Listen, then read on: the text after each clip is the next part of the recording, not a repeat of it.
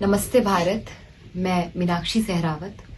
अभी हाल ही में कर्नाटक पुलिस के द्वारा मेरे ऊपर एक केस लगाया गया, मेरे अगेंस्ट एक एफआईआर दर्ज की गई और वो इसलिए की गई क्योंकि मैंने राष्ट्रपिता कहे जाने वाले एक व्यक्ति के ऊपर कुछ टिप्पणियां की।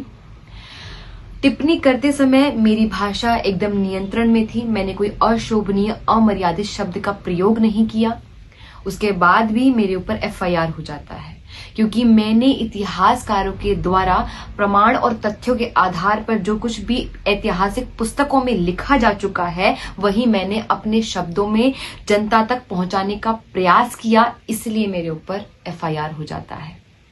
आप विचार कीजिए कि भारत जैसे देश में एक पंजाब क्षेत्र के सांसद भगत सिंह को आतंकवादी कहकर पुकारते हैं। हमारे देश में वीर सावरकर को गालियां दी जाती हैं। हमारे देश में प्रभु श्री राम के होने के बार बार प्रमाण मांगे जाते हैं। हमारे देश में श्री कृष्ण के चरित्र को बार बार गिराया जाता है, उनके चरित्र का दोहन होता है, लेकिन ऐसे लोगों पर कोई एफआईआर दर्ज नहीं की जाती है।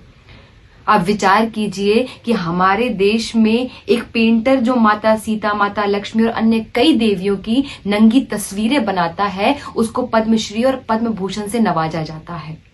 एफआईआर तो होने से रही। हमारे देश में मदर टेरेसा आती है, हमारे देश की संस्कृति को खराब करती है या कन्वर्जन करती है और उसको भारत रत्न मिल जाता है।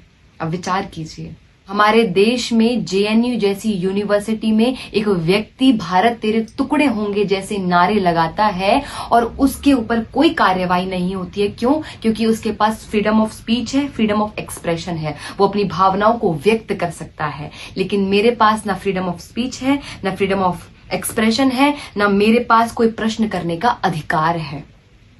और ये प्रश्न केवल मेरा नहीं है, मेरे जैसे कई लोगों का है। क्या कि किस दस्तावेज में कहां ये लिखा हुआ है कि ये व्यक्ति भारत का राष्ट्रपिता है? ये कहां लिखा हुआ? ये प्रश्न कई लोगों का है।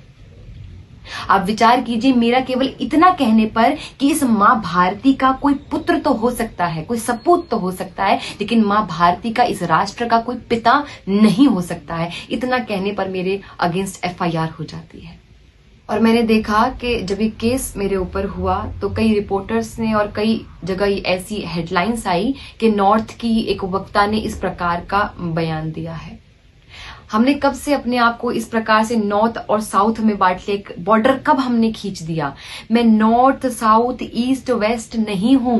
मैं एक भारत की बेटी हूं। भारत की बेटी के ऊपर ऐसा कुछ हुआ है, भारत की बेटी के साथ ऐसा कुछ हुआ है, तो पूरा भारत मेरे साथ होना चाहिए। तो अपने आप को इस प्रकार से ना बांटा जाए।